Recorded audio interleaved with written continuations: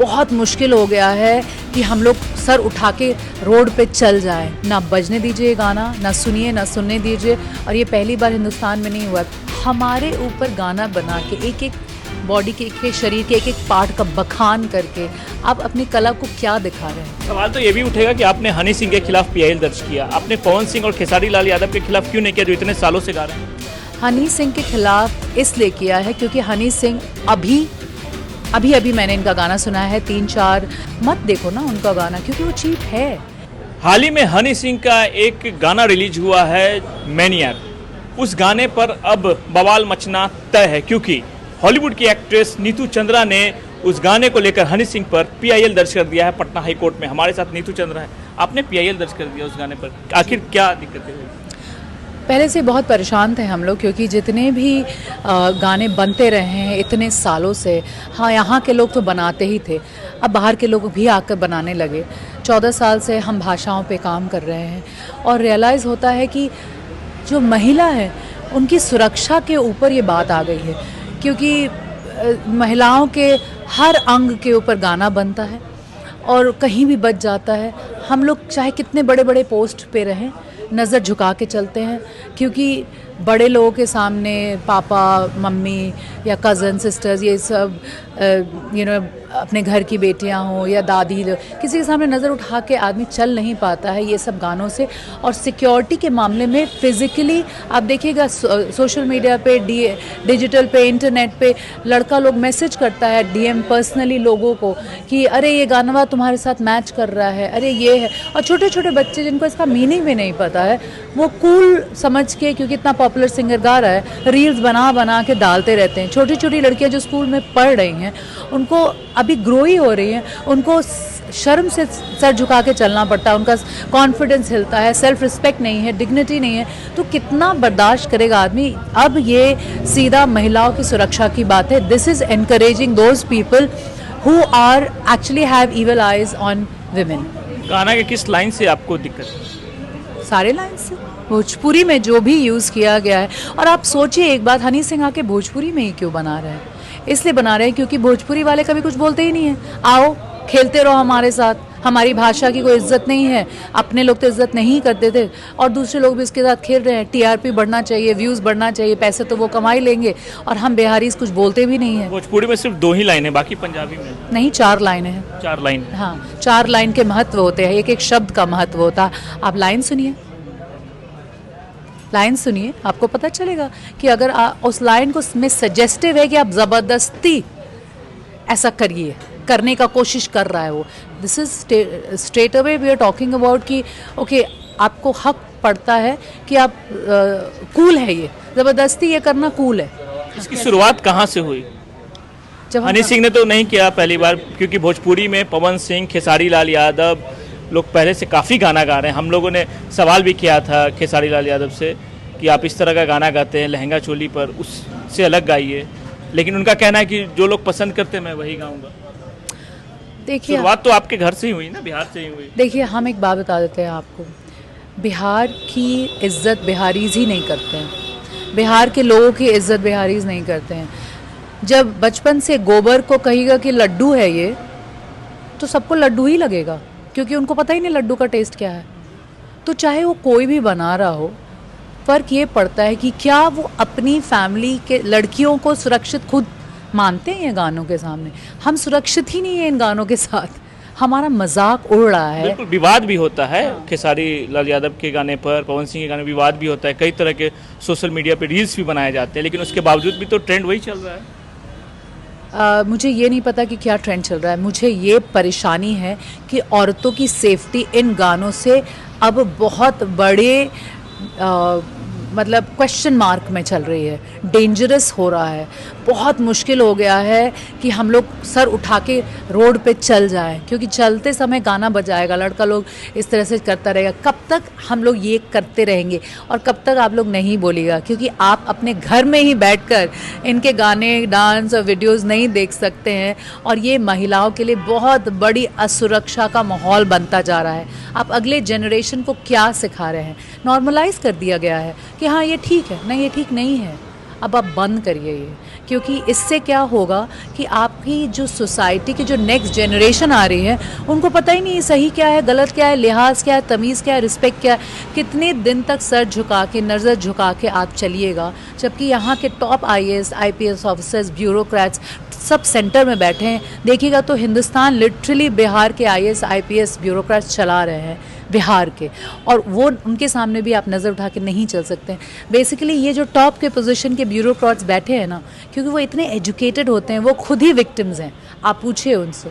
DGP भी बैठे थे, उन्होंने बोला कि हम क्या कर पाएंगे, हमने सर ये कर पाएंगे। बोले कि बिल्कुल हम आपके साथ हैं। दिनेश जी से आज हमारी मुलाकात हुई, उन्होंने कहा कि हाँ बिल्कुल सही कह रही हूँ, ये बहुत। DGP से भी जाके मिले आप? जी, मैं DGP विनय कुमार से मिली और उनके ये लाइन है, उन्होंने कहा कि नीतू ये बहुत अच्छा इनिशिएटिव है, चूँकि तुमने 14 साल से इन लैंग्वेजेस पे काम आपने किया। उन्हें भी लेटर दिया कुछ? जी हाँ, बिल्कुल मैंने उनको लेटर दिया है, और मैं चाहती भी हूँ कि DGP पुलिस जो है इस पे ठोस कदम उठाए, ना बजने दीजिए ये गाना, ना सुनिए, ना सुनने दीजिए। और ये पहली बार हिंदुस्तान में नहीं हुआ है, पहले भी महाराष्ट्र में, साउथ में ऐसा होता रहा है, जब पूरी टीम और पूरे जनता एक साथ आ जाएगी कहकर कि भाई इज्जत के गाने बनाइए ना, आप इतने टैलेंटेड हैं तो उस टैलेंट को दिखा के हमें एंटरटेन कीजिए। हमारे ऊपर गाना बना के एक एक बॉडी के शरीर के एक एक पार्ट का बखान करके आप अपनी कला को क्या दिखा रहे हैं। ऐसे गाने पर रोक लगनी चाहिए। ये रोक लगनी चाहिए, पनिशमेंट होना चाहिए। आप ऐसे गाने नहीं दिखा सकते। हमें कब तक बेइज्जत करेंगे आप, कब तक सर झुका के हम चलते रहें।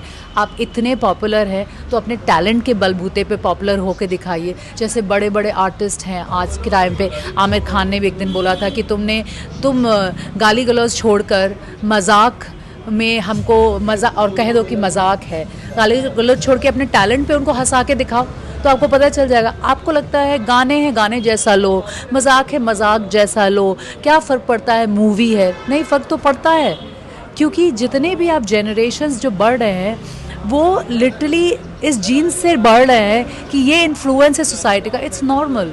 सवाल तो ये भी उठेगा कि आपने हनी सिंह के खिलाफ PIL दर्ज किया, आपने पवन सिंह और खेसारी लाल यादव के खिलाफ क्यों नहीं किया, जो इतने सालों से गा रहे हैं?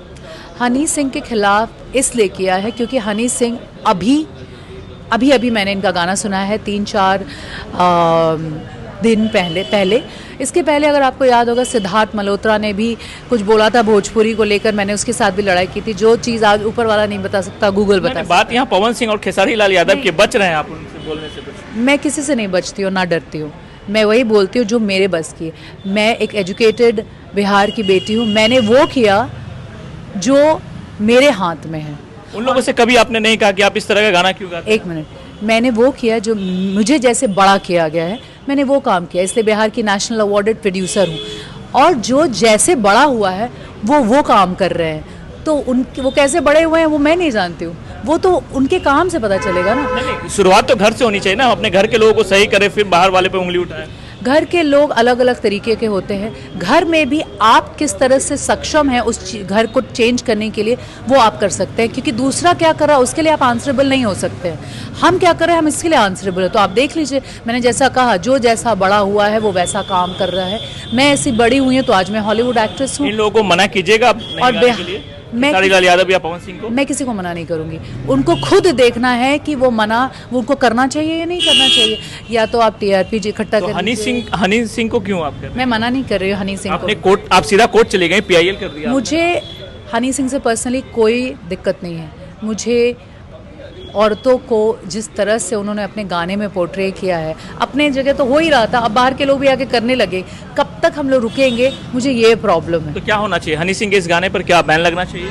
नहीं, आप लिरिक्स बदलिए, आप बैन करिए, आप बॉयकॉट करिए, और ये सिर्फ जनता कर सकती है। मत देखो ना उनका गाना, क्योंकि वो चीप है। वो गाने चीप हैं, पहले भी उन लोगों ने गाने बनाए हैं। अब उनका क्या लेना देना भोजपुरी यूट्यूब पर? लेकिन काफी मिलियंस में व्यूज आ रहे हैं। तो मिलियंस में तो कुएं में लोग कूद जाएंगे, सब कुछ जाएंगे क्या? आइडिया ये है कि हनी सिंह का क्या लेना देना है भोजपुरी से।